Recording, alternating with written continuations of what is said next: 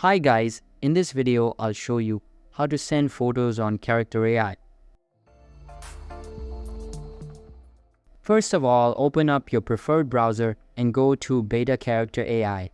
After that, click on the very first embed and you will be redirected to the home page of Character AI. Before proceeding, make sure you are logged into your account. Here, the characters that you have created will show at the top of your screen.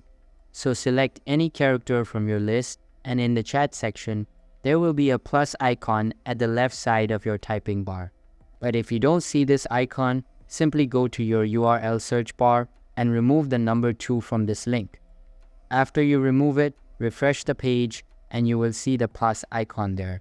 After that, click on this plus icon and you will see two options of uploading and creating an image.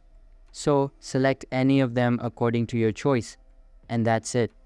Now you are able to send photos on Character AI. So that's all for this video. If this video was helpful, don't forget to subscribe and hit the like button. Thanks.